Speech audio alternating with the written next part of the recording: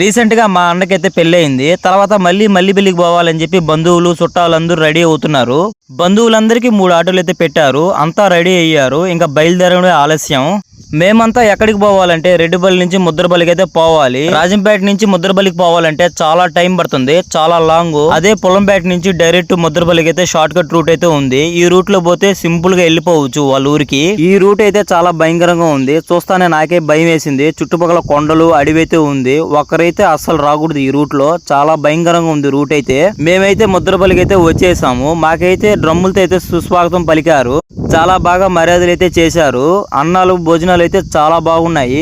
అక్కడికి వచ్చిన వారందరికీ మటన్ బిర్యానీ అయితే చేశారు. చాలా బాగుంది బిర్యానీ అయితే. మేమైతే చాలా బాగా ఎంజాయ్ చేసాము. బిర్యానీ అయితే సూపర్ గా ఉంది. ఇంకా మేమంతా తినేసి రిటర్న్ అయితే అయిపోయాము ఇంటికి. వచ్చేటప్పుడు వర్షం అయితే భయంకరంగా పడింది. ఇంకా మాకు ఆ వర్షానికి టీ అయితే తాగాలనిపించింది. అందుకని చెప్పి దాబాకి అయితే వెళ్ళాము. ఇంకా ఆ దాబాలో టీ తాగేసి ఇంటికి వచ్చేసరికి 12:30 అయింది. మేమైతే చాలా జర్నీ చేసి టైర్డ్ అయిపోయినాము. ఇంటికి వచ్చి పడుకునేసినాము. ఈ వీడియో నచ్చితే కామెంట్ చేయండి, అలాగే సబ్స్క్రైబ్ చేయండి. నెక్స్ట్ వీడియోలో కలుద్దాం. బాయ్.